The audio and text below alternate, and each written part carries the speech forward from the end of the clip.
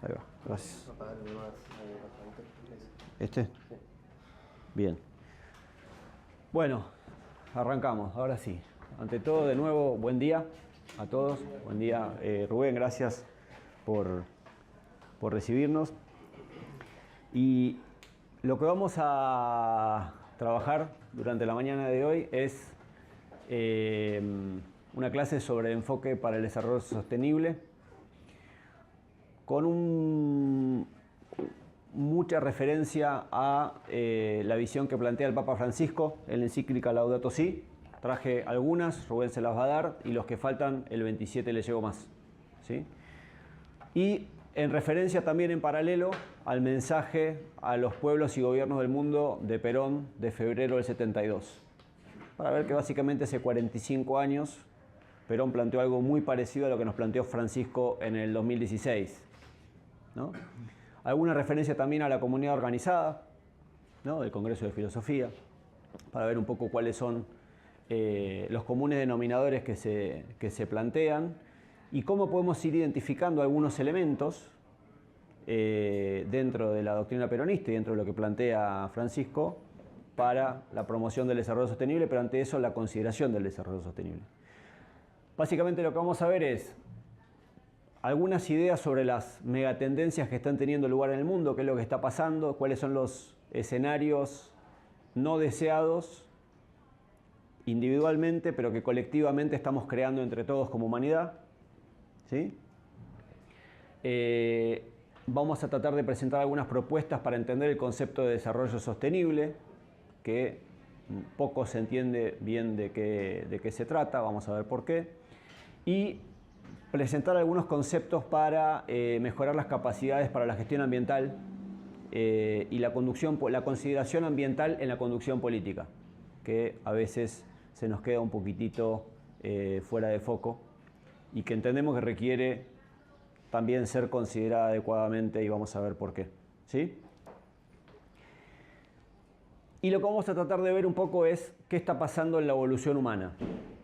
Como humanidad, no vamos a hacer referencia ni a este gobierno, ni al anterior, ni al que viene, ni al de Brasil, ni al de Estados Unidos, sino en términos de humanidad, lo que está pasando, tomando una perspectiva histórica que nos permite también acomodarnos un poquitito más y tomar consideración sobre la real escala del ser humano y de cada uno de nosotros dentro de un proceso histórico, ¿no?, que está sucediendo y que ya empieza a mostrar signos de agotamiento en el sentido en el que vamos, con lo cual nos invita a empezar a considerar algunos de estos signos y empezar a ver cómo poder torcer un poquitito el rumbo, considerando estas cuestiones generales, pero ver cómo lo bajamos a lo concreto, a la comunidad, a lo local, a lo cotidiano, porque todos nosotros somos parte de ese gran proceso que está teniendo lugar, digamos, ¿no? Entonces, si todos somos parte de la sociedad y de la comunidad, los resultados colectivos no deseados también son responsabilidad nuestra. Y antes de pensar sobre qué es el desarrollo sostenible, les quiero hacer referencia a empezar por la negativa. ¿Qué es el desarrollo insostenible? Y básicamente hay tres acepciones del desarrollo o de la sostenibilidad, del desarrollo sostenible o de la sostenibilidad. La primera tiene que ver con la perdurabilidad, ¿sí? La sostenibilidad entendida como algo que se puede hacer a través del tiempo sin perder sus características intrínsecas. Yo puedo ganar 10 pesos y gastar 12. Bueno, el primer mes sí, el segundo mes puede ser, tercer mes endeudo con la tarjeta, cuarto mes tengo un problema. Eso es insostenible. ¿Puedo tirar la basura al jardín de mi casa? Bueno, primer día puede ser, segundo día, tercer día ya voy a tener un problema serio, ¿no? Lo que está sucediendo, estos ejemplos tan básicos y tan concretos, son lo que las prácticas que estamos generando como humanidad en nuestras comunidades. Estamos tomando decisiones y estamos llenando adelante acciones que son insostenibles en el tiempo porque empiezan a encontrar sus propios límites, por todas las razones que vamos a revisar ahora. La segunda tiene que ver con la equidad intergeneracional, que es la definición.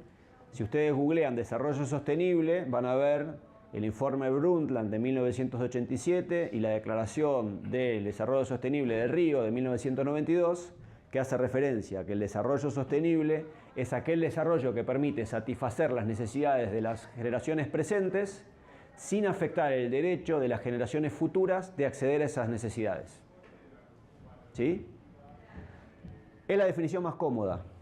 En la negociación internacional, cuando uno patea en el tiempo, dice, bueno, por las próximas generaciones, entonces no sé, alguien se encarga. Mis hijos, mis nietos se encargarán. Es una forma de patear en el tiempo, ¿no? La tercera, por ahí es la que hace más énfasis Francisco en Laudato Si, es la equidad intrageneracional. ¿Cómo puede ser sostenible el desarrollo para las próximas generaciones si no es sostenible para estas generaciones? ¿Cómo puedo pensar en la satisfacción de las necesidades de las próximas generaciones si hoy tengo cada vez más gente en los márgenes? Si hoy estamos generando en el sistema cada vez más gente que se va quedando afuera del sistema, ¿no? Entonces, ese horizonte temporal de las próximas generaciones, las próximas décadas, los desafíos venideros, te lo trae al día a día. Pará, salí a la vereda y fíjate lo que está viendo. ¿Te gusta? No, bueno, entonces ahí donde el conductor político, en el primer módulo estuvieron viendo estilos de liderazgo. Bueno, líderes, conductores, dirigentes, ¿qué son? ¿No? Cada uno lo va sabiendo, porque esto requiere una interpelación personal. Saber qué sos, qué te define, qué relación tenés con tu comunidad, qué relación tenés con tu ambiente y qué rol asumís en esa línea. Todo el que esté acá un sábado a la mañana, todo el que esté mirando este video, es alguien que está comprometido con su realidad y no se contenta con lo que ve, porque si no estarían haciendo otra cosa.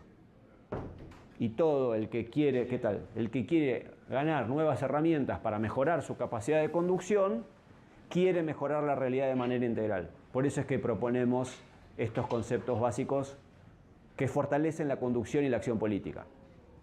¿Sí? Y antes de arrancar con los datos, les quiero hacer algunas referencias a Laudato Si y los mensajes de Perón. El primero que a mí me hace especial ruido, es uno de los primeros pasajes de la encíclica, que dice: hace más de 50 años, cuando el mundo estaba vacilando al filo de una crisis nuclear, el Papa Juan XXIII escribió una encíclica que proponía una propuesta de paz, no solamente a los cristianos, sino a todos los hombres de buena voluntad. ¿Sí? Era un mensaje no a la comunidad católica, sino a todos los hombres de buena voluntad. Ahora, frente al deterioro ambiental global, quiero dirigirme a cada persona que habita este planeta. ¿Cuál es la paradoja? Es muy raro que ustedes vayan a misa, si alguno va, y se encuentre un cura, un obispo hablando de Laudato Si. Pero es muy posible que vayan a cualquier ámbito internacional y escuchen a científicos o a militantes políticos de cualquier sector hablando bien de Laudato Si. ¿Por qué?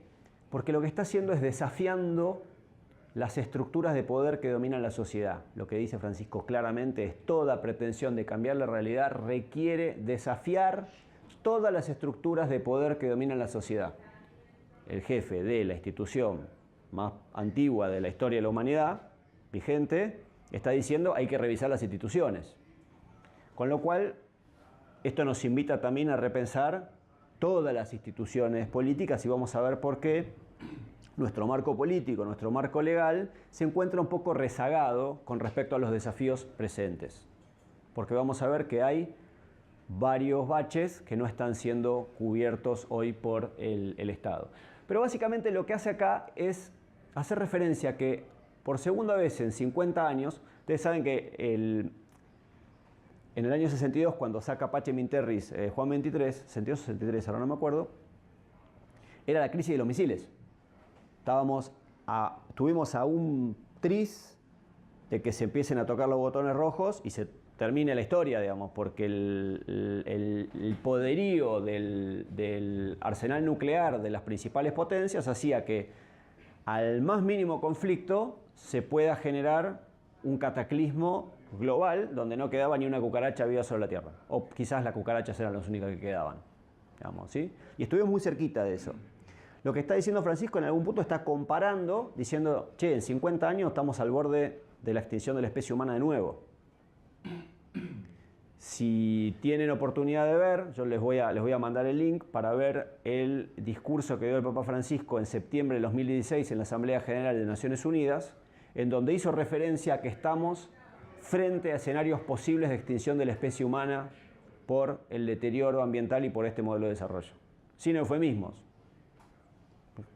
Digamos, claramente, diciendo, bueno, este es el mensaje, ¿qué hacemos ante esto? Y ante eso había 197 presidentes que miraban y decían, sí, sabemos que es así, pero todos igualmente seguimos tirándole nafta a la máquina y vamos acelerando, ¿no? Y en algunos casos, los que nos habíamos quedado abajo del Titanic, vamos con el botecito corriendo para treparnos y subirnos. Hola, ¿cómo te va? Segundo concepto que plantea Francisco, que es, dice, el desafío urgente de proteger nuestra casa común incluye la preocupación de unir a toda la familia humana en la búsqueda de un desarrollo sostenible e integral. Lo de sostenible lo vimos recién, pero ¿qué significa integral? Integral de todo el hombre. Cuando nosotros hicimos la apertura, la presentación, cada uno de ustedes se presentó. Y generalmente uno se presenta y dice, soy fulano, trabajo en la municipalidad de tal. Soy mengano, soy beneficiario del plan social de tal. Soy mengano, soy jubilado. ¿no? Todos nos definimos por nuestra dimensión económica. Si sos empleado, desempleado. Quizás el desarrollo sostenible requiere una consideración integral del ser humano donde consideremos claramente la dimensión económica, porque es la economía, la etimología de la palabra economía viene de oikos nomos, las normas del hogar, la administración de los recursos del hogar, ¿no? Todos necesitamos satisfacer, ¿qué tal? Satisfacer nuestras demandas económicas, nuestras necesidades, pero eso no nos asegura un progreso humano integral.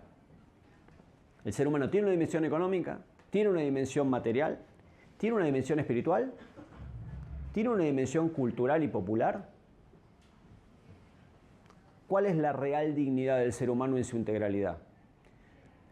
Esta idea la toma también de otra encíclica del año 60 que se llama Populorum Progressio, el progreso del pueblo, del Papa Pablo VI, que dice: el verdadero desarrollo es el desarrollo de todo el hombre y de todos los hombres. Si yo desarrollo solamente una parte del hombre y una parte de los hombres, no es desarrollo, no es integral, no es sostenible. Esto nos debe invitar también a repensar, cuando nos pensamos hasta filosóficamente, que los dos grandes ideologías que dieron forma al siglo XX, la tercera es el fascismo, la primera es el neoliberalismo, el marxismo y el fascismo, ¿no? Las que terminaron prevaleciendo en la segunda mitad del siglo XX, después de la Segunda Guerra Mundial, las dos se basan en la consideración del ser humano en su dimensión económica. Entonces todos estamos seteados para considerarnos en nuestra dimensión económica. ¿Qué nos define? ¿Nuestro trabajo, nuestra zapatilla, nuestro celular o nuestro ser? Cuando te empezás a definir por algo externo a vos, te empezás a definir por algo que tenés o que haces en vez de lo que sos, tenés una tremenda vulnerabilidad porque cualquiera te puede sacar lo que tenés o lo que haces. Lo que sos no te lo puede sacar nadie. Incluso si vos desarrollás tu dimensión espiritual, ni muerto te pueden sacar tu ser. Es más, los que tenemos fe creemos que hasta se fortalece en algún punto. Entonces hay una cuestión de consideración que también nos invita a interpelarnos sobre cómo nos definimos. Y básicamente lo que hace es la invitación urgente a un nuevo diálogo. ¿Un nuevo diálogo fraterno entre hermanos que caminan por la pradera y se llevan muy bien? No. Donde hay dos personas hay conflicto, y el conflicto es natural al ser humano. El planteo es si el conflicto lo resolvemos a los sillazos en la cabeza o lo resolvemos desde una consideración de saberte que el otro sos vos, que el otro te define y que o salís adelante con el otro en una dimensión ética colectiva o caes en la ilusión del individualismo que difícilmente te lleve a algún lado. Y vamos a desafiar un poco la idea de que somos individuos que se relacionan entre sí, que somos todos emprendedores y que por la búsqueda del bien propio logramos beneficios colectivos. Pensemos hasta qué punto eso es real. en términos concretos, en términos de empíricos, digamos. Y esto es como la idea de la teoría del derrame, ¿no? Bueno, el que va arriba va generando, y bueno, en realidad, no sé, discutámoslo, pensémoslo, revisémoslo. Yo lo que veo particularmente es que cuando agarro un billete de 100 pesos, lo tiro al piso y nunca va al piso, va para arriba, digamos. Caerán un par de monedas, pero generalmente lo que vamos a ver es que hay un proceso de hiperconcentración que nos invita a repensar estas ideologías, porque la llamada falta de ideología es una ideología muy clara, digamos, ¿no? Disfrazada de no ideología, que capaces son las más peligrosas. Pero también quizás tenemos que repensar esa dimensión, porque en la raíz humana de todo esto hay cuestiones que debemos atender.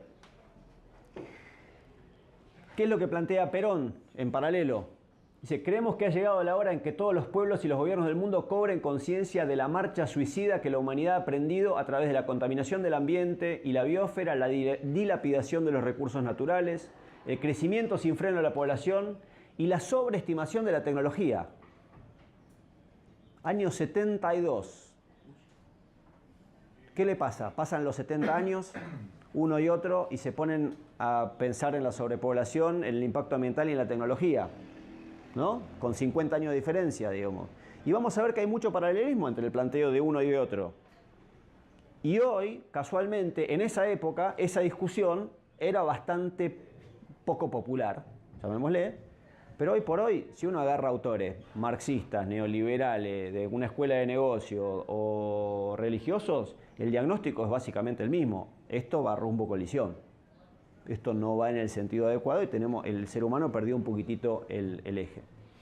Perón, en este sentido, fue uno de los precursores mundiales en esta línea. La primera Secretaría de Ambiente de América Latina la creó Perón en la tercera presidencia. La designó a Yolanda Ortiz, una mujer que todavía vive, que fue la primera secretaria de Ambiente de América Latina, el primer gobierno de la región que puso en la cartera ministerial la agenda ambiental como una parte integrante del desarrollo, fue el gobierno peronista. También tenemos que pensar los otros gobiernos peronistas qué consideración le dieron al ambiente, que ahí capaz que entramos en un terreno un poquitito más complejo, porque se tiende a pensar que el derecho al ambiente sano es casi como un privilegio de algunos, cuando en realidad, según la Constitución, desde el año 94, es un derecho de todos, ¿no? El artículo 41 de la Constitución establece que todo habitante tiene el derecho al disfrute del ambiente sano y el deber de preservarlo, ¿no? Es una relación de doble vía. Y es un derecho inherente a todos. Ahora, todos vemos que hay una crisis ecológica y hay una crisis social, y el descarte ambiental y el descarte social terminan en el mismo lugar. Si nos vamos a recorrer la zona aledaña al Camino del Buen Aire, lo vamos a ver claramente, ¿no? Ahí tenemos una agenda que trabajar como conductores políticos, que tenemos que atender. ¿Qué tal? ¿Cómo estás? Dice, la concientización debe originarse en los hombres de ciencia, pero solo puede transformarse la acción a través de los dirigentes políticos. Por eso abordo el tema como dirigente político con la autoridad que me da haber sido el precursor de la posición actual del tercer mundo. ¿Y qué dice Francisco sobre esto? Olvidamos que nosotros mismos somos ambiente, porque desde que se empezó a dar la discusión ambiental en el mundo en la década del 60, la discusión sobre la contaminación y la degradación ambiental, se empezó a plantear un falso dilema muy funcional, quizás una de las primeras grietas en términos ambientales, muy funcional, que era progreso igual a una industria echando humo, y por el otro lado un grupo ecologista diciendo no toquen nada. Entonces se generó un falso dilema entre ambiente o desarrollo. Si vos estás a favor del progreso y querés trabajo, tenés que destruir el ambiente. Y si no, cuidá el ambiente y andate a vivir como Tarzán a la selva. Y eso es una falsa dicotomía, porque ninguno de nosotros se puede sentir cómodo en ninguno de los dos extremos. ¿Qué es lo que nos dice Francisco? Zanja esto y dice, muchachos, no se olviden que nosotros mismos somos ambiente. Vos estás constituido de ambiente. Desde que vos salís de la panza de tu madre, vos, todo lo que te constituye es ambiente. Si yo contamino el agua, me tomo esa agua, me contamino a mí mismo. Si yo contamino el aire y respiro ese aire, me contamino a mí mismo. No hay tal dicotomía entre ambiente o desarrollo. No hay posibilidad de desarrollo sin ambiente sano. ¿Están todos de acuerdo? Sin agua pura, sin aire para respirar, vivimos horas. Entramos en esa dicotomía y perdimos quizás 5 décadas como humanidad en esta discusión. La invitación es a repensar al ser humano como parte del ambiente, repensarnos a todos como parte del ambiente, como una unidad. Porque somos eso que estamos destruyendo. Ergo, nos estamos destruyendo a nosotros mismos. ¿Qué es lo que dice Perón sobre esto? El ser humano ya no puede ser concebido independientemente del medio ambiente que él mismo ha creado. ¿Sí? De nuevo, el mismo planteo. Ya, digamos, no hay posibilidad de considerar al ser humano fuera de su ambiente. Esto es nuestro ambiente. El ambiente no es solamente la naturaleza. El ambiente urbano es nuestro ambiente. ¿No? ¿Yo puedo pensar una ciudad sin los seres humanos? No. ¿Por qué hay una ciudad? Porque hay seres humanos que habitan. La ciudad no son los edificios, no son las calles. La ciudad son los seres humanos que habitan y la infraestructura que le da el soporte a esos seres humanos que viven. Entonces, ese desarrollo urbano tiene que estar en función del ser humano. ¿Me queda claro Ya es una fuerza poderosa biológica y si continúa destruyendo los recursos vitales que le brinda a la Tierra, solo puede esperar verdaderas catástrofes sociales para las próximas décadas. Y ahora los voy a invitar a que este grupo se ponga un casco espacial, nos subamos todos a una nave y nos vayamos a recorrer la galaxia y encontremos de pronto esta roca que vemos y decimos, parece que hay vida ahí abajo. Antes de bajar, veamos un poquito en perspectiva qué es lo que está sucediendo ahí, porque pueden ser hostiles. Hacemos bien en pensarlo. Entonces, primera consideración es, che, ¿hace cuánto tiempo que está esa roca ahí flotando? El número que solamente se ve en un crédito del Fondo Monetario es de 4.600 millones de años de antigüedad. O sea, la Tierra tiene una antigüedad de 4.600 millones de años. Yo tengo 39, sé que parezco de 38, pero tengo 39. 4.600 millones de años. ¿Sí? El ser humano tiene en el orden de los 400 o 500.000 años, o lo más parecido al ser humano, a nuestros ancestros, tienen más o menos 400, 500.000 años. Y la revolución industrial fue hace 200 años. Con lo cual lo que les quiero decir con esto es que la transformación que se dio en la Tierra en las últimas décadas es inédita en la historia de la Tierra. Si tomamos en perspectiva, cuando hablamos de esto, dicen, no, cuidemos el planeta. No, no cuidemos el planeta. El planeta se las va a arreglar. Porque el planeta, a lo largo de estos 4.600 millones de años, tuvo por lo menos 3 extinciones masivas donde toda la vida sobre el planeta desapareció y el planeta siguió funcionando. Y pasaremos, hoy estamos en lo que se llama el antropoceno, que es la era del hombre, ¿no? Porque hoy claramente el hombre domina la Tierra con fuerza sobrehumana.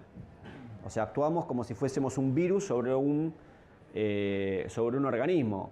Si yo me paro sobre un virus mano a mano, probablemente le gane.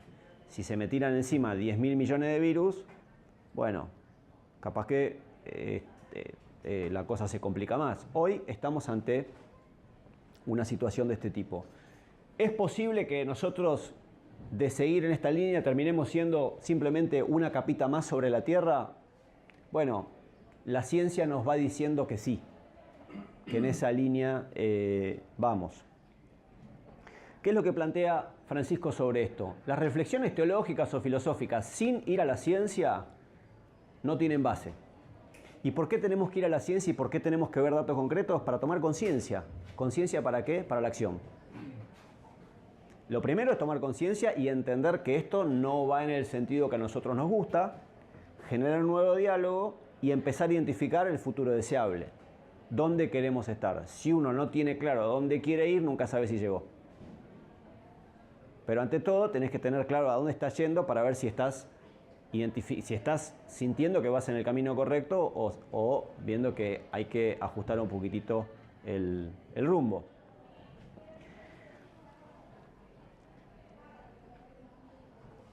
Y acá les hago un primer corte ya hablando del ser humano, ¿no? Este ser humano que está hace más o menos 400.000 años sobre la Tierra, que básicamente hasta la Revolución Industrial vivió básicamente igual. El ser humano hasta la Revolución Industrial consumía en función de necesidades. ¿Sí? ¿Cuáles son las necesidades?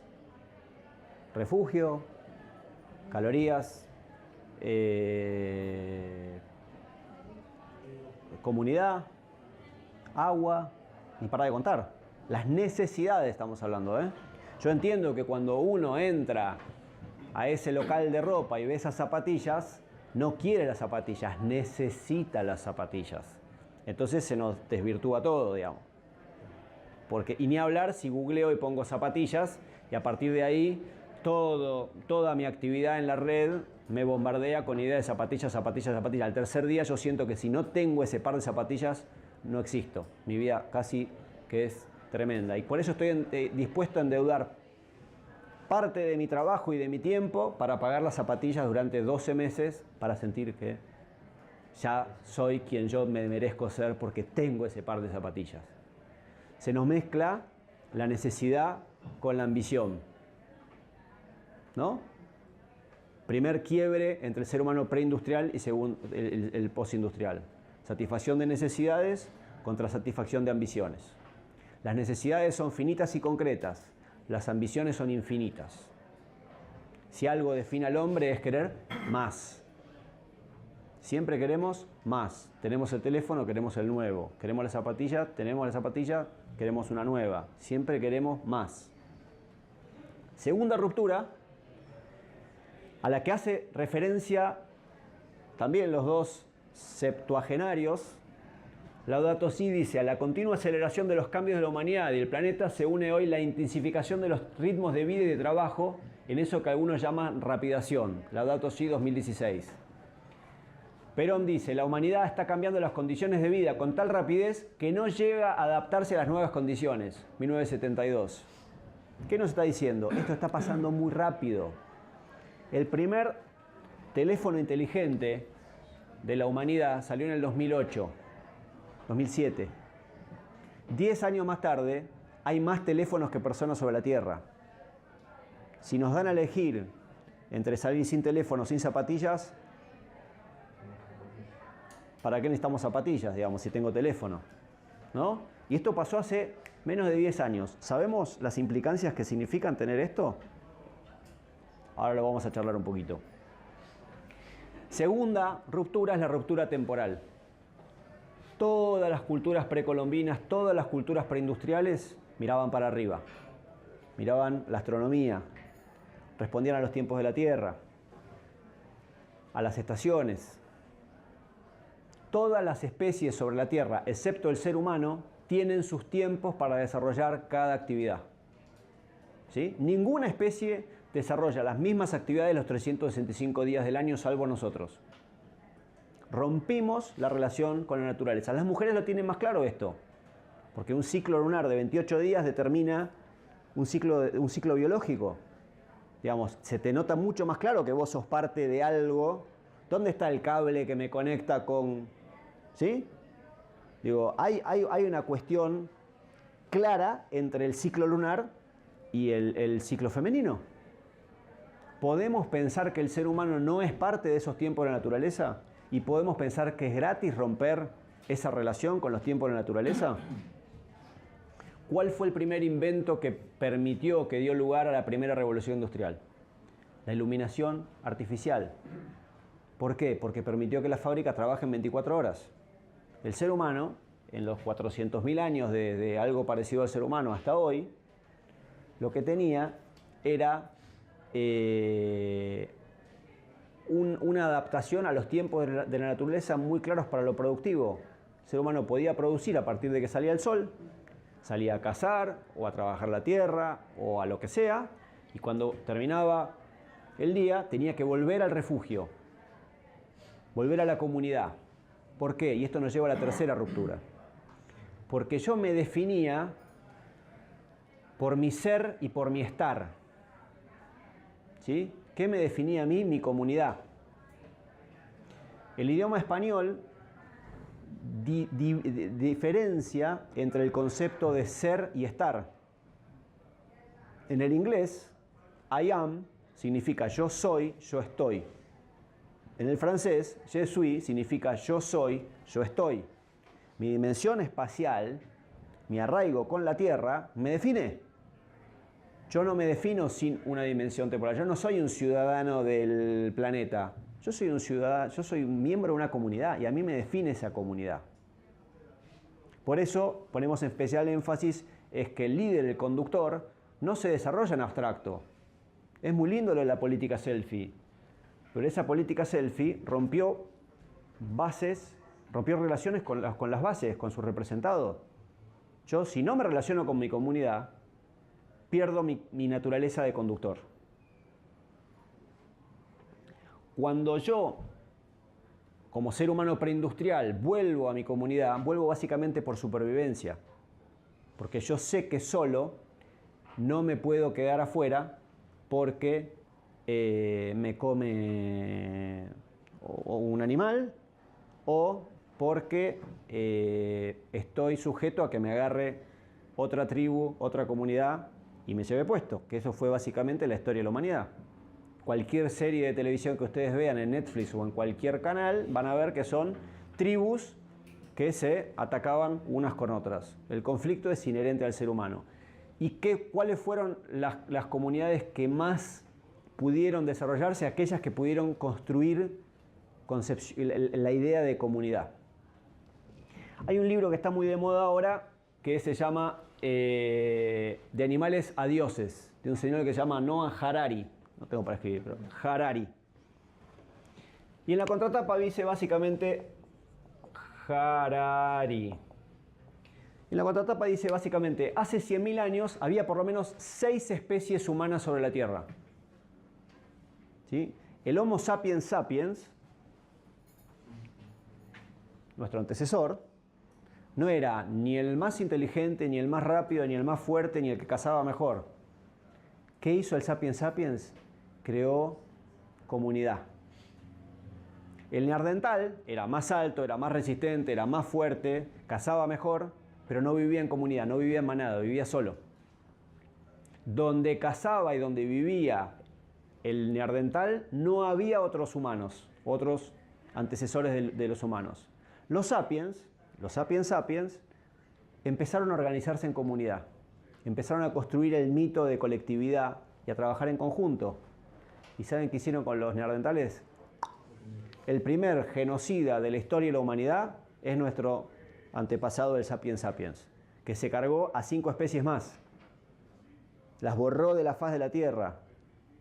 En algunos casos hubo mestizaje y en otros casos directamente borró a otras especies que empezaron a competirle. ¿Cómo? A través de la organización.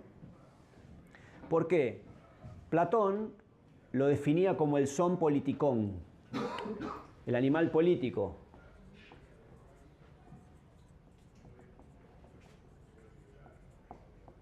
El animal político. ¿Qué nos define a nosotros con respecto a los otros animales? Que somos sociales, que construimos lenguaje, que construimos comunidad, que construimos la idea de Estado, el Estado como un espacio con una población, con una organización y con un gobierno, con una conducción, independientemente de la forma que sea.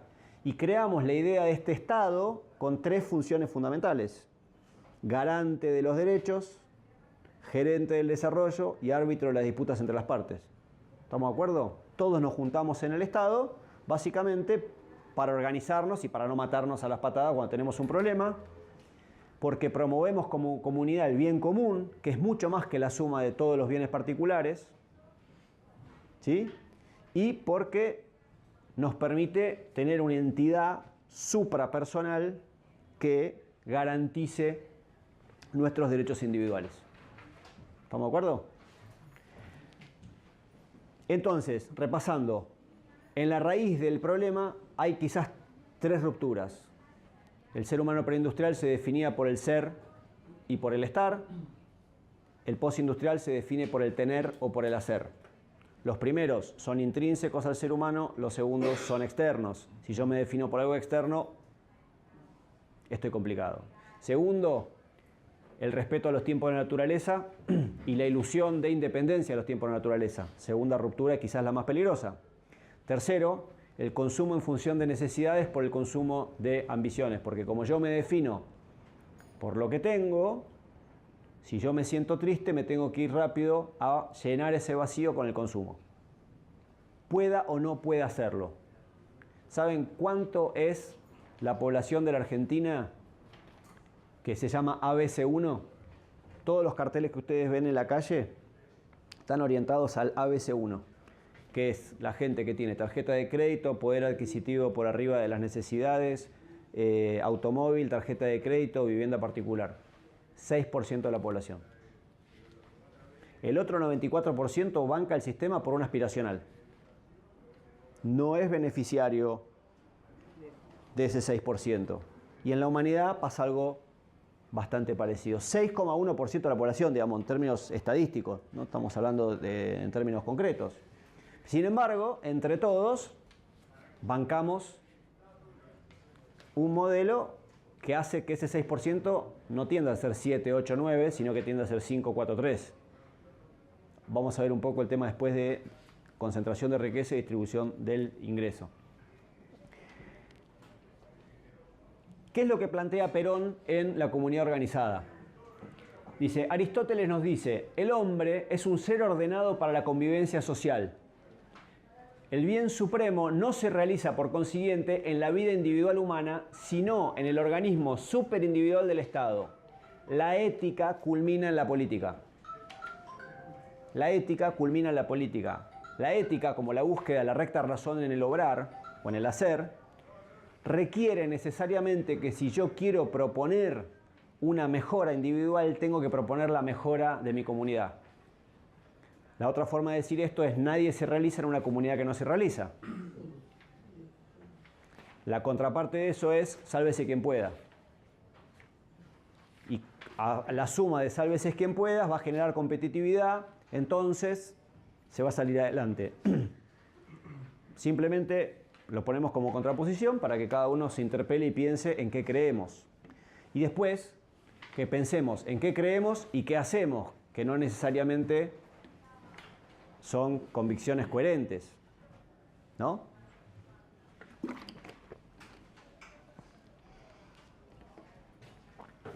¿Qué decía Perón acá con respecto al crecimiento demográfico? A este mare magnum de problemas creados artificialmente se suman el crecimiento explosivo de la humanidad.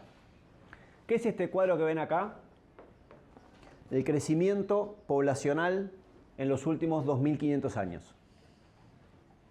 Se estima, porque no había INDEC, que estábamos en el orden de los 200 a los 500 millones de habitantes a lo largo de 2000 años.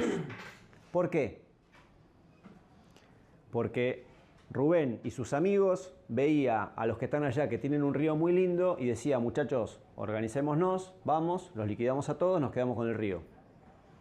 Los demás allá decían, pero ¿cómo? Si Rubén fue y atacó a lo de allá, nosotros somos más fuertes, agarramos lo de Rubén y a los otros, nos quedamos con lo de Rubén más lo del otro. La historia de la humanidad se dio a través de guerras donde una civilización liquidaba a otra civilización, sucesivamente. Y cuando encontraban algún nivel de paz, o sumando al nivel de guerra, venía la peste negra, se llevaba 1/3 de la población. Venía la gripe de América Latina, se llevaba 1/3 de la población. Entonces hubo un proceso de depuración permanente de la especie humana. Un proceso permanente, ¿qué tal? Bien, ¿cómo andás? De extinción de la especie. Digo, que no nos extrañe vernos ante escenarios de extinción de la especie, porque el ser humano vivió permanentemente hasta el año 45 con esta lógica. En los últimos 60, 70 años hemos empezado a ensayar algo parecido al multilateralismo basado en la paz kantiana, que dice, che, esto no es funcional para nadie, no nos matemos, pero quizás en estos últimos par de años esa organización supranacional está empezando a crujir un poquitito, o está empezando a hacer un poquito de ruido. Pero básicamente lo que vemos es que por acá se da un salto poblacional muy fuerte. ¿A partir de qué? Coincide con la revolución industrial. Del descubrimiento de la penicilina. El descubrimiento de la penicilina permite que uno no se muera de cualquier mínima infección de algo, sino que puede acceder a un medicamento que le permite una sobrevida. Que dio lugar al desarrollo de la industria farmacéutica, que fue la que permite también, entre otros factores, aumentar la expectativa de vida, reducir la mortalidad infantil, el avance de la medicina y demás. ¿Y esto qué nos da como resultado? Que en el 1800 éramos 500 millones de habitantes, 100 años más tarde, en el 1900, éramos 2.000 millones de habitantes. En el 2000, 100 años más tarde, éramos 6.000 millones de habitantes. Hoy se estima que estamos en el orden de los 7.400 millones de habitantes. ¿Sí? En 200 años pasamos de 500 a 7.350, 7.400 millones de habitantes. Y se estima que para el 2050 vamos a estar entre 9.500 y 10.000 millones de habitantes. ¿Sí? El porcentaje de los que consumían por arriba de sus necesidades previo a la revolución industrial era la nobleza. Eran 500 tipos por país.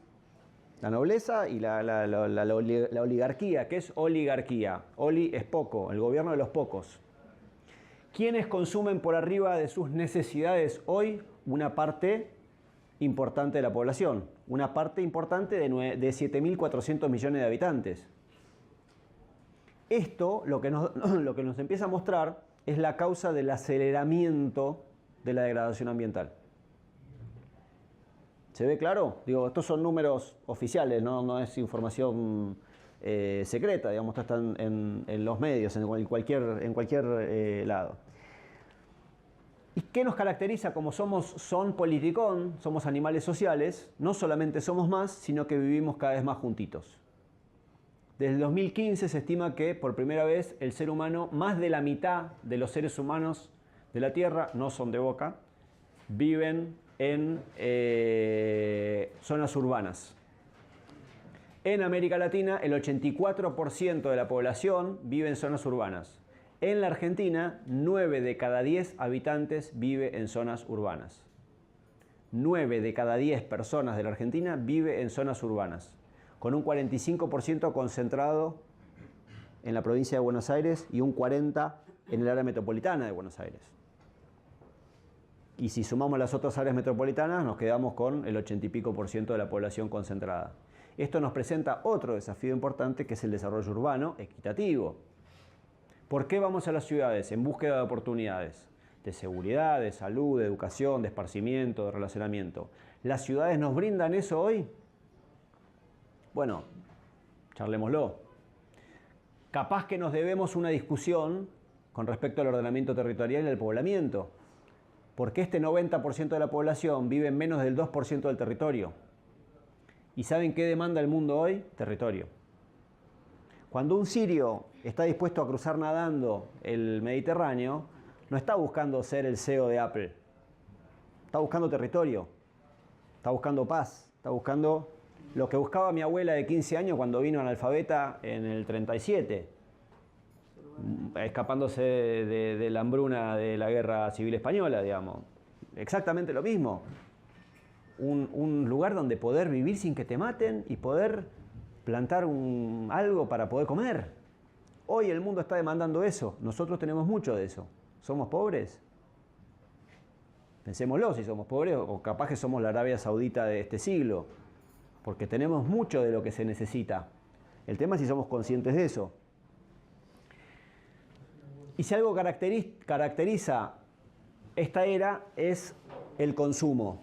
¿Qué decía Perón en el 72? Las mal llamadas sociedades de consumo son en realidad sistemas sociales de despilfarro masivos basados en el gasto por el gusto que produce el lucro.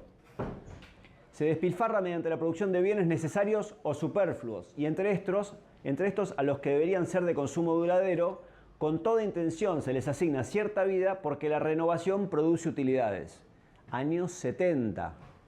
La heladera Siam de la década del 50 estuvo en todos nuestros hogares durante 30 o 40 años. Hoy una heladera no dura más de 5 o 6 años. ¿Por qué? Porque todo producto está diseñado para tener una obsolescencia programada. Mi celular a los 18 meses ya no anda más.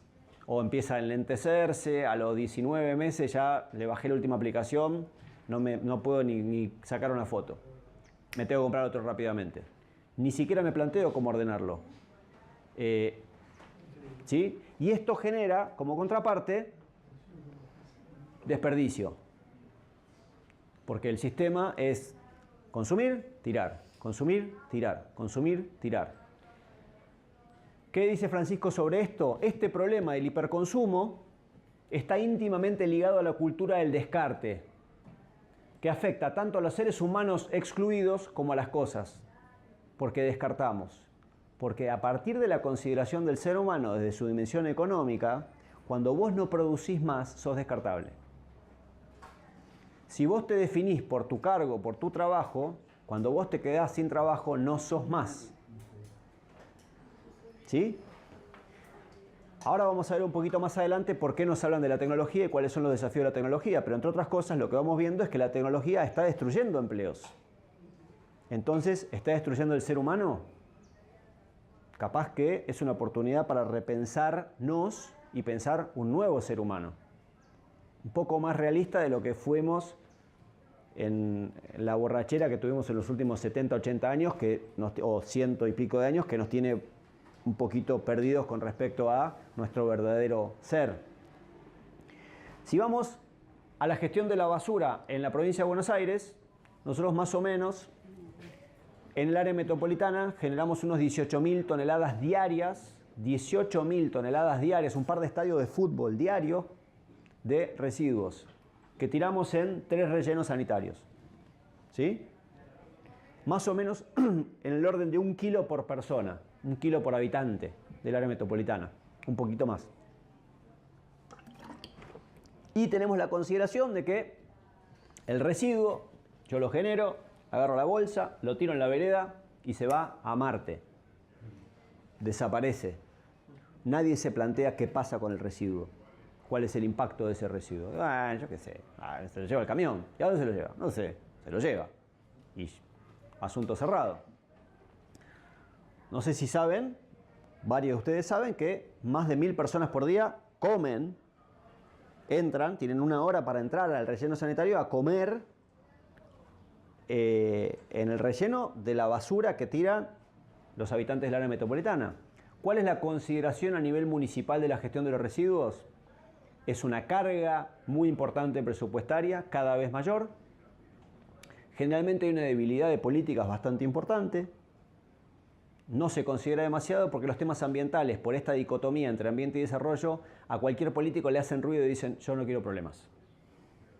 Tema ambiental, no, ¿sabes qué? No te metas con eso, porque, viste, a partir de la judicialización de la gestión de los residuos y de los rellenos y de los basurales de los últimos años, de las causas ambientales como Acumar y las otras causas que empiezan a judicializar la gestión, y a partir de la demanda ciudadana con respecto a la mejora de la limpieza urbana, de la higiene urbana y la gestión de los residuos, la política empieza a entender que este tema hay que considerarlo distinto. Y que no solamente se puede construir política a partir de la mejora de la gestión ambiental, sino que el que no lo entiende probablemente se quede afuera. Porque hoy la ciudadanía te empieza a picar el boleto cuando vos no atendés la mejora del hábitat, cuando no empezás a erradicar basurales, cuando no empezás a generar mejoras en la gestión de los residuos y en la convivencia respecto al manejo de esos residuos. En la provincia de Buenos Aires, todos estos municipios que ven en rojo, todos estos que están acá en blanco, son los que disponen el SEAMSE. Todos los que ven en rojo son municipios que oficialmente disponen los residuos en basurales a cielo abierto. ¿Qué significa esto? Un pozo a 1000, 2000, 3000 metros del casco urbano. Voy con el camión, lo tiro en el pozo, le echo 10 litros de querosén, lo prendo fuego y me vuelvo a buscar otro camión.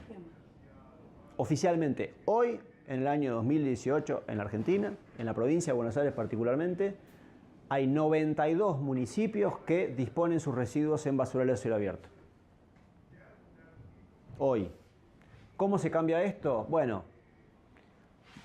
se requiere un nuevo diálogo, porque el intendente solo no puede, sin acuerdo con la provincia, y la provincia sin acuerdo con Nación tampoco puede. Y si no administramos egos, lo que seguimos haciendo es tomar la voz, dámela a mí, y sigue generándose una bola de nieve importante. ¿Es necesario repensar la política de gestión de residuos? Absolutamente.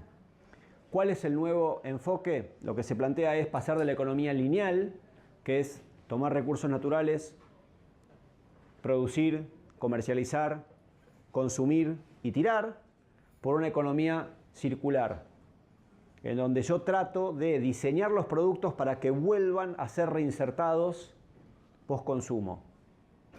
Los envases de vidrio en vez del plástico, por empezar a hablar de algo. Claramente, ¿se ha iniciado una guerra en el mundo contra el plástico? Sí, van a haber cada vez más que hay discusiones serias con respecto al impacto ambiental del plástico. ¿Por qué? Porque nos pasamos un poquito de mambo. El plástico es un excelente invento que nos permitió hacer un montón de cosas, pero por otro lado, cuando uno ve que se compra un pendrive así chiquito y viene con una caja así, rodeado de todo un plástico así, y uno empieza a medir costo-beneficio, y bueno, esto empieza a generar un problema serio que es necesario atender. Y eso da lugar a otro problema a nivel planetario que tiene que ver con la gestión de los recursos, no de los residuos. ¿Por qué? Las Naciones Unidas creó un panel internacional de recursos que básicamente es un conjunto de 35 países que coordinan investigaciones de cientos y miles de científicos de todo el mundo que están estudiando la disponibilidad efectiva de recursos naturales para sustentar el desarrollo en las próximas décadas. ¿Sí? En 2016 yo representé a la Argentina dentro de ese panel y pude estar un año trabajando con esos científicos viendo evidencia sobre cuáles son los escenarios próximos probables en disponibilidad de recursos. Y los escenarios son preocupantes. En tierra arable, en metales, en minerales, en agua, en recursos que hacen a la vida humana y que sustentan el desarrollo, con lo cual no solamente estamos en problemas los seres humanos, sino que están en problemas serios las grandes corporaciones que necesitan de esos recursos naturales. Porque cuando proyectan en las próximas décadas la disponibilidad de los recursos para sustentar su producción, empiezan a ver que en 1, 2, 3, 4 décadas empieza a haber escasez de esos recursos. Y que este sistema lineal ya no se sustenta más. Con lo cual, en ese escenario, los recursos escasos del siglo XXI no van a ser los papelitos de colores, van a ser los recursos naturales. Porque hasta ahora papelito de color no se come, sea yen, yuan, peso o dólar. Lo que sí se utiliza para satisfacer necesidades son los recursos naturales. ¿Cuál es nuestra política en materia de recursos naturales? ¿Somos conscientes de la riqueza que tenemos en materia de recursos naturales? Estratégica para el planeta, no solamente para 44 millones de argentinos, para el planeta. ¿Somos conscientes de eso? Cuando yo exporto una tonelada de soja, ¿qué estoy exportando? Agua, minerales, todos recursos que en muchos casos no son renovables. Yo estoy sacando recursos naturales. Y los términos del intercambio empiezan a ser cada vez menos favorables para los países productores de materia prima. Con lo cual, ¿tenemos que tener una política sobre esto? Bueno, Perón en la década del 70 también planteaba que así como había una organización de países exportadores de petróleo, se debía conformar una organización de países exportadores de alimentos para resguardar el valor de la producción de materia prima. ¿Por qué? Porque nosotros somos el granero del mundo, pero a la vez cada vez somos más pobres y debemos a todos los países que no tienen lo que nosotros tenemos. No entiendo. capaz que es momento de repensar esto a nivel global. Bueno, esta es una de las discusiones que se está dando en el mundo. ¿Qué se estima dentro de este panel? Que en los últimos 18 años consumimos más recursos como humanidad que en los últimos 150 años juntos. Si esto lo proyectamos para adelante, empezamos a ver que los zapatos empiezan a apretar. Aire. ¿Cuánto tiempo se puede vivir sin aire puro? ¿Cuánto tiempo se puede? Tápense la nariz y dígame cuánto aguantan. Si alguien fue a México o a Chile, sabe de qué estoy hablando. Sin aire puro no podés vivir. China no tuvo que desacelerar el crecimiento y replantearse su modelo productivo a partir de la contaminación del aire, porque le aumentó 500% en 15 años el índice de cáncer. ¿A qué costo vos podés pensar que el progreso no requiere una base ambiental sólida? ¿Dónde pones al ser humano en esto? ¿Del lado de un elemento de producción o como parte del ambiente que lo tenés que cuidar? Perón en el 73 decía, la creciente toxicidad del aire de las grandes ciudades es bien conocida, aunque muy poco se ha hecho para disminuirla. Año 72, 50 años más tarde, seguimos en la misma. Nosotros no sufrimos esto porque vivimos en una bendita planicie, con lo cual los vientos se llevan casi todo lo que emitimos, pero no dejamos de ser grandes generadores de contaminación ambiental, particularmente del aire. Si yo contamino el aire, me suicido. 2 más 2, 4, digamos. No hay mucha vuelta. Agua. ¿Qué pasa con el agua? ¿Quién compró últimamente una botella de agua en el kiosco? Esta semana. Vos. ¿Cuánto pagaste la botella de agua? En realidad compro el bidón porque el agua no es potable en mi barrio y cuando se termina la del dispenser... Perfecto. Está 35, ahora está la más barata, Siemens, 45 pesos. ¿Los 10 litros? 6 litros. 6 litros, 45 pesos los 6 litros. En bidón. En bidón y me dura un día. ¿Cuánto? Un bidón que te dura un día. Un día porque lo uso para cocinar. 30 días son 1.500 pesos por mes Agua solamente. de agua. Agua. Para no morirte y no matar a tu familia, digamos. ¿El agua es gratis? ¿El agua es un servicio o es un derecho? ¿El acceso al agua qué es? ¿Un derecho o es un servicio? ¿Es un derecho? Bueno, vayan al proveedor de agua y díganle, quiero ejercer mi derecho al agua, y díganle a AISA cuando le vaya a cortar el servicio que quieren ejercer su derecho al agua. Según la Corte Suprema de Justicia, desde el año 2015, se establece que el acceso al agua potable es un derecho humano básico que permite el acceso a otros derechos. Sin repetir y sin soplar, díganme por favor las políticas con respecto al agua de los últimos candidatos presidenciales de las últimas 5 elecciones. Y no estamos hablando de lo de más acá, lo de más allá, el que me gusta, el que no me gusta, Digo, ¿hay una consideración adecuada en la conducción política con respecto a la necesidad de tener una política de agua? En la provincia de Buenos Aires, uno de los principales problemas que tenemos es el agua. Por exceso y por contaminación. Porque gran parte de nuestras napas subterráneas están contaminadas con arsénico, con lo cual por más que no haya una contaminación antrópica, hay una contaminación geológica que hace que esa agua no sea potable y que para poder potabilizar esa agua tengo que gastar muchísimo dinero en tecnologías muy, muy, muy caras. Y si voy al área metropolitana de Buenos Aires, veo que toda el área metropolitana radica sobre cuencas que están totalmente depredadas en sus acuíferos. Yo vivo en la cuenca baja del Reconquista y no tengo servicio de agua potable. Como la compañera, dependo de comprar un bidón y gasto más o menos lo mismo que vos por mes. Yo puedo, vos podés. ¿Cuántos miles de personas hay en la provincia de Buenos Aires y en la Argentina que no pueden comprar eso y que toman el agua que pueden? Con lo cual se están hipotecando su vida y la de sus hijos. Pero Esto es un... disculpame, también hay una cuestión detrás del agua. Perdón, llegaste tarde y te tengo que decir algo. Estamos grabando la clase y no podemos generar intercambio porque no tenés cosas. Vamos a hacer una preguntas al final, porfa, perdón. Pero anótalo y charlamos de eso. Listo. Gracias. Claramente acá tenemos un tema que atender con la política de agua, porque sin agua no se puede vivir. ¿Cuánto somos conscientes y cuánto demandamos en este sentido? Suelo. Fuimos al aire, fuimos al agua, vamos al suelo. Esto que ven acá es lo que se llamó viento de cola. ¿Qué fue el viento de cola que permitió la salida de la crisis del 2001? ¿La genialidad de un ministro o un presidente? No. Perdón, pero no. El aumento de la producción de los bienes manufacturados en Asia generó aumento del poder adquisitivo del obrero asiático chino. Cuando empezó a tener aumento de poder adquisitivo, empezó a dejar de consumir solamente arroz y pasó a consumir proteínas.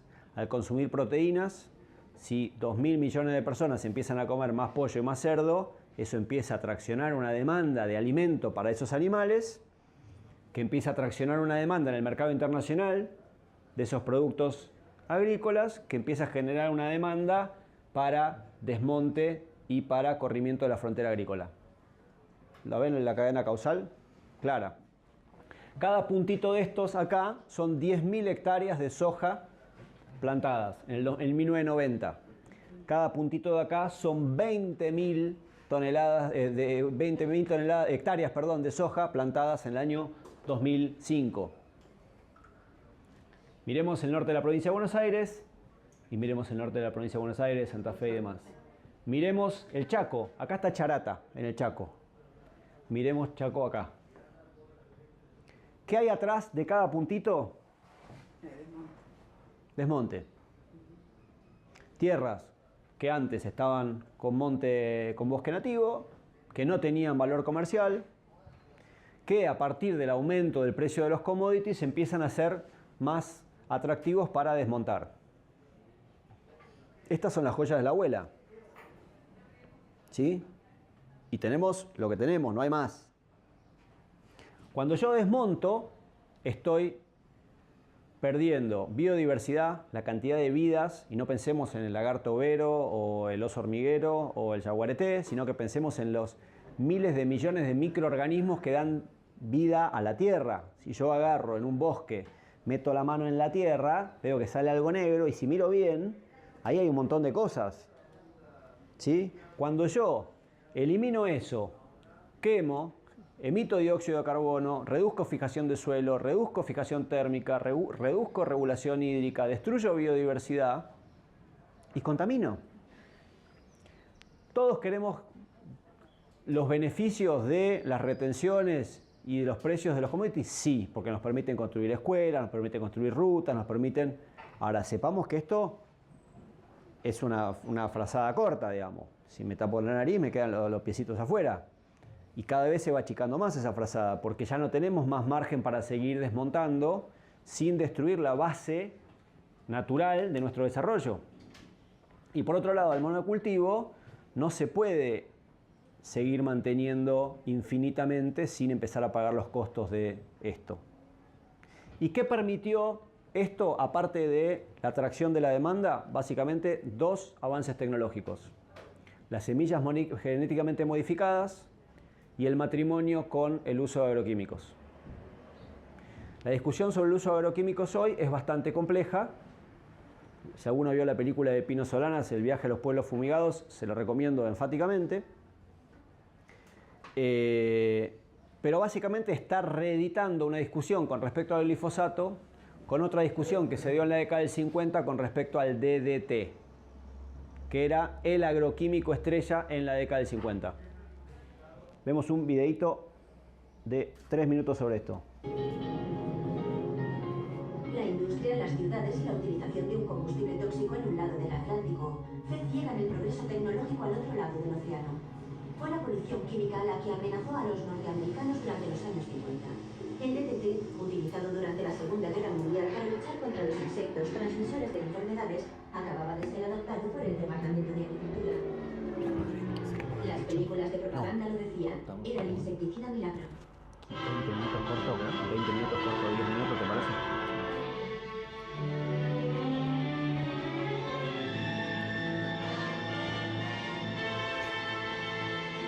Fighting a total war, a search for a more powerful insecticide was imperative. The answer to the quest was found in DDT. DDT affects the nervous system and motor coordination of the insect.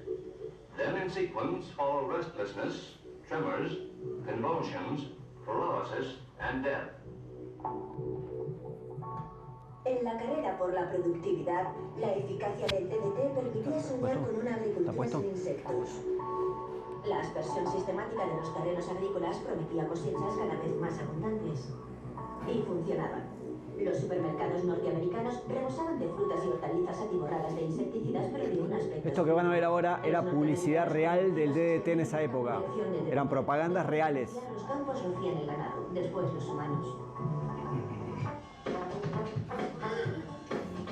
Porque decían que atacaba la pediculosis, sacaba los piojos. Entonces se rociaba a los chicos con DDT.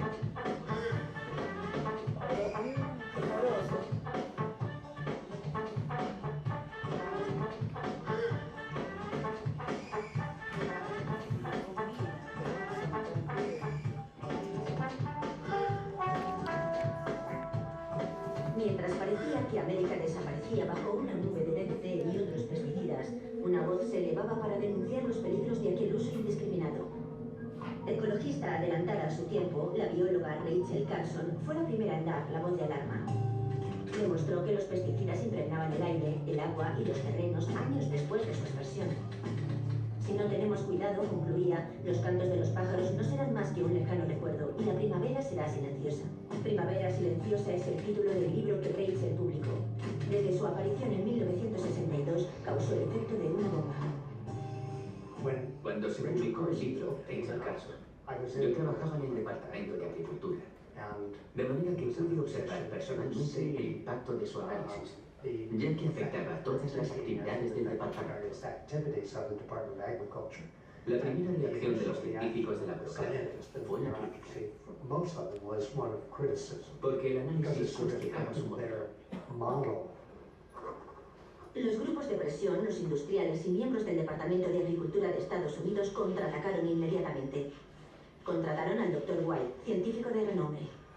The major claims in Miss Rachel Carson's book Silent Spring are gross distortions of the actual facts, completely unsupported by scientific experimental evidence and general practical experience in the field. Miss Carson maintains that the balance of nature is a major force in the survival of man, whereas the modern chemist, the modern biologist, the modern scientist believes that man is steadily controlling nature. ¿Pudieron leer lo que acaba de decir ese señor? Dice, el gran problema es que lo que plantea Rachel Carson no tiene sustento científico, porque cree que el balance del ser humano con la naturaleza es lo que permite la vida, cuando lo que no entiende es que el científico moderno, el biólogo moderno, sabe hasta qué punto el ser humano domina la Tierra. Podemos terminar la clase acá. ¿Estamos de acuerdo? Esto persiste. Esta discusión persiste. Tenemos que decir, no más agroquímicos, no, ojo. Ojo que no comemos más.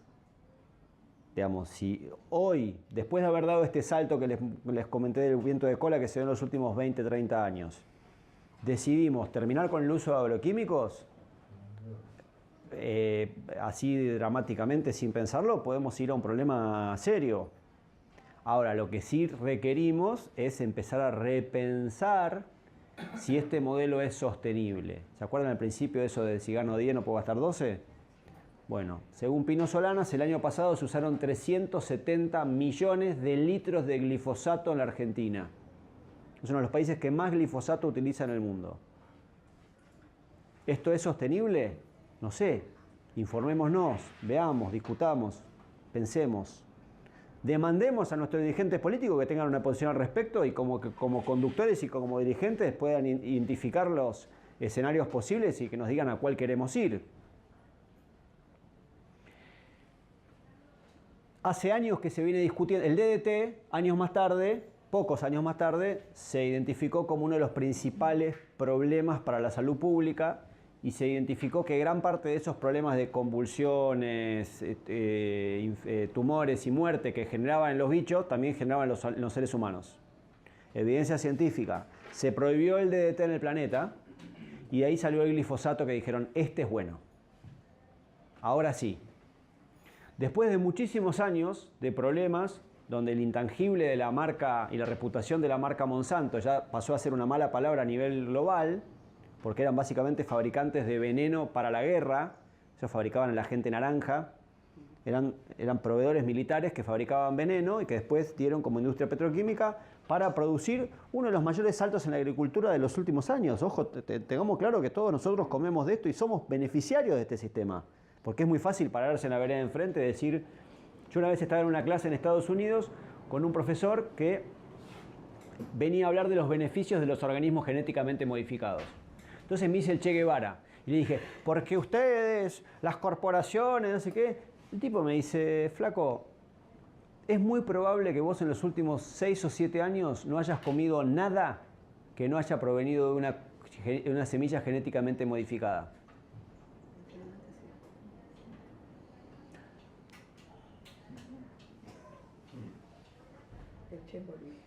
Digo, nos damos cuenta todos que los tomates ya no tienen el mismo color ni el gusto que tenía cuando éramos chicos, ¿no? Digo, el tomate antes tenía gusto a tomate. Hoy te tapo los ojos y te digo, es un tomate, una manzana, una pera y...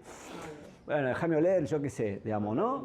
Empezamos a tener algún asunto ahí. ¿Todos somos beneficiarios de la utilización de estas tecnologías? Sí. ¿Todos estamos invitados a interpelarnos y a pensar los impactos de esto? Bueno, capaz que sí. ¿Podemos ser conductores políticos sin considerar estas dimensiones? Y yo diría que no podemos ser buenos conductores políticos sin considerar estas dimensiones. El 11 de agosto del 2018, hace un poquito más de un mes, por primera vez, un tribunal norteamericano condenó a Monsanto a pagarle a un jardinero 289 millones de dólares porque este señor tiene un cáncer llamado linfoma de Hodgkin y se descubrió una relación directa con evidencia científica entre la manipulación de glifosato y la formación del tumor del linfoma de Hodgkin. La justicia condenó a Monsanto porque en ningún lado dice que el glifosato es cancerígeno. A partir de esto, en el último mes, se han disparado un montón de demandas contra Monsanto y contra el uso de glifosato en distintas partes del mundo. En Brasil, un juez suspendió el uso de glifosato. ¿Saben cuáles serían los impactos de pasar de producir los alrededor de 100 millones de toneladas de productos agrícolas de hoy a no poder usar glifosato? Créame que puede ser algo muy complejo. ¿Se puede decir que por eso no hay que repensar el uso de agroquímicos? No. ¿Necesitamos empezar a tener una consideración adecuada con respecto a esto? Pensémoslo. Pensémoslo. ¿Y por qué hacemos todo esto? ¿Por qué depredamos el agua, el aire, el suelo, reventamos la colla de la abuela, nos rociamos de agroquímicos, estamos dispuestos a matarnos unos con otros, a pisarnos la cabeza? ¿Por qué estamos haciendo todo esto? Borges le decía el Zair. Otros le dicen teca, a uno le dicen guita, a uno le dicen plata. Como sociedad estamos dispuestos a hacer todo esto por plata. ¿Estamos de acuerdo? Todo lo que vimos le llama la atención. Está todo a la vista. ¿Por qué hacemos todo eso? Plata. ¿Qué estamos haciendo entre todos? Destruyendo los recursos naturales que nos dan vida para tener papelitos de colores. Esos papelitos de colores que van a traer el bienestar y el progreso material de todos se distribuyen así. Si yo divido a los 7.400 millones de personas en la Tierra en 5 partes, el 20% más rico, el 20% que le sigue, el 20% que le sigue, el 20% que le sigue, el 20% que le sigue, el 20% más rico tiene aproximadamente el 82% de la riqueza. ¿Sí? Concentró el 82% de la riqueza. Se estima que dentro de ese 20% más rico, el 1% tiene más del 50% de la riqueza. Sobre 7.400 millones de habitantes, 74 millones de habitantes concentran más de la mitad de la riqueza generada a partir de nuestro trabajo y de nuestra depredación del ambiente. Esto es lo que se llama el gráfico de la copa de champagne. Cuéntenme acá dónde está el derrame. Mientras que ese 1% es dueño de la mitad de la riqueza mundial, el 20% más pobre vive con menos de $1 por día. ¿Sí?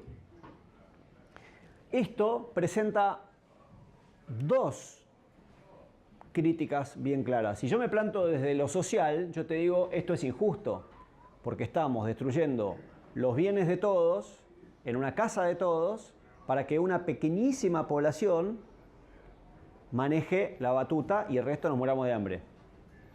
Si yo me paro del otro lado y soy parte de esos 70 millones de tipos, miro esto y digo, me estoy quedando sin mercado. ¿Por qué? Porque si yo tengo cada vez más pobres, no tengo a quién venderle. Y el valor de mi empresa no se basa en lo que yo vendí, se basa en lo que yo voy a vender. Si yo cada vez tengo menos clientes, menos consumidores, mi empresa empieza a... Si encima de eso empiezo a tener falta de disponibilidad de recursos naturales para poder producir y me quedo sin clientes, estoy en problemas. Todos estos mismos planteos que nos estamos haciendo nosotros desde una visión social, comunitaria y política, se lo están haciendo los que dirigen las empresas mundiales, porque están, las grandes corporaciones, porque están diciendo, che, esto va en un sentido complicado. O sea, la crisis del capitalismo no se da por el ataque del comunismo, se da porque las mismas bases se están horadando, tiene pies de arena, se va licuando. En términos de ingreso en la Argentina, porque nosotros depredamos recursos naturales a lo pago, sí. ¿Qué nivel de ingreso tenemos hoy en la Argentina? Según el INDEC, primer trimestre de 2018, no varió demasiado a hoy, ¿estamos de acuerdo? Por lo menos al mío, no sé el de ustedes. Sobre 27.699.000 personas de la población económicamente activa, sobre casi 28 millones de trabajadores, el 10% de la población, esto es, así como antes se había dividido de a 20%, esto es por 10%. El 10% de la población gana entre 33.000 y 500.000 pesos. El 10% de los trabajadores. El 10% que le sigue cobra menos de 25.000. El 10% que le sigue cobra menos de 20.000. La canasta básica anunciada ayer fue de 20.500 pesos. ¿Sí? El 80% de la población argentina cobra menos de 20.000 pesos. El 50% de la población argentina cobra menos de 10.000 pesos. Esto es cifras oficiales INDEC, Instituto Nacional de Estadística y Censo, no el de Moreno criticado, este transparente que mide todo impecable. Este es el nivel de ingreso de la Argentina hoy. O sea, el producto de todo eso que vimos es este nivel de ingreso. Donde tenemos ingresos donde uno gana 5, el otro 7, donde uno gana 2, el otro 8, y se juntan entre familias y trabajan todos, sí, y entre todos sabemos cómo se para la olla. Pero este es el resultado de toda esa depredación de estos últimos 200 años. Y nada indica que esto vaya yendo para arriba. Más bien, ese gráfico de copa de champagne, que acá lo ven que se reproduce perfectamente, tiende a ser lo que yo llamo la tanga bikini, micro bikini, ¿no? O sea, es una gran porción arriba y abajo algo muy finito de hilo dental así, donde hay una gran concentración arriba y muy poco abajo. ¿Tenemos un problema de distribución del ingreso? ¿Se le puede atribuir a este, al anterior, al anterior, al anterior? Esto es un proceso mundial. ¿Cómo se puede plantear esto? Y repensemos las cosas. Si realmente vamos atrás de papelitos de colores o vamos a través de satisfacer necesidades. ¿Hay nuevos modelos económicos que están planteándose? Sí. ¿La economía social es un camino? Seguro.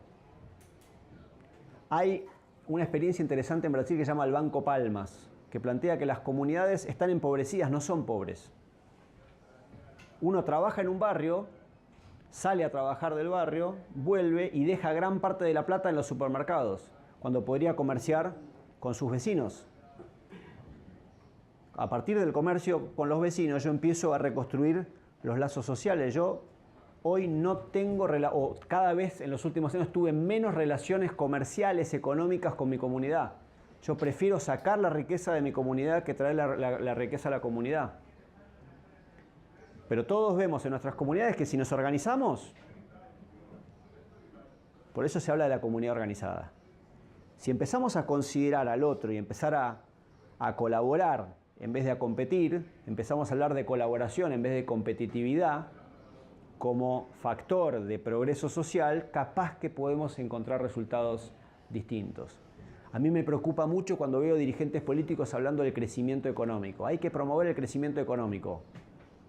¿El crecimiento económico es indicador de progreso social?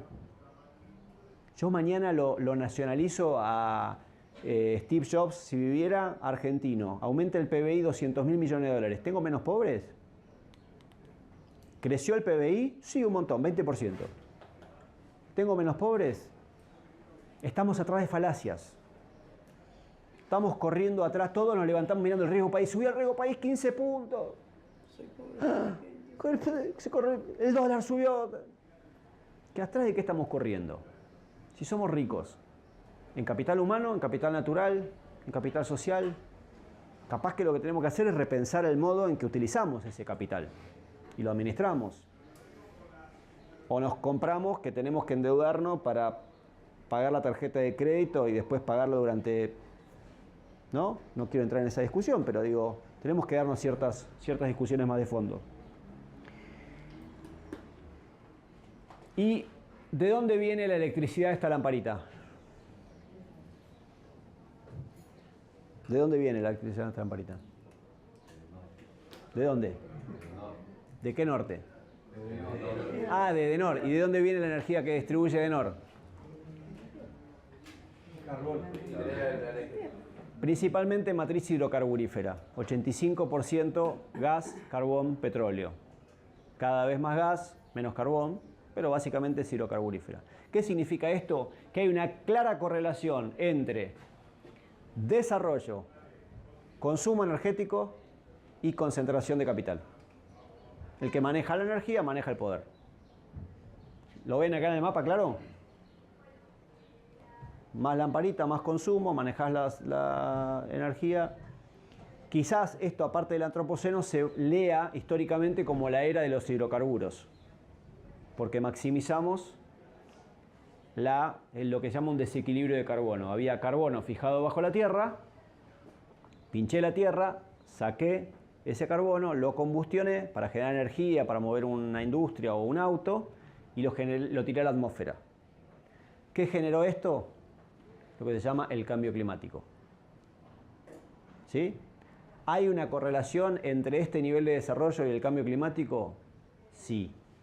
Directa, clarísima, ya no se discute. ¿Qué dice Francisco sobre esto?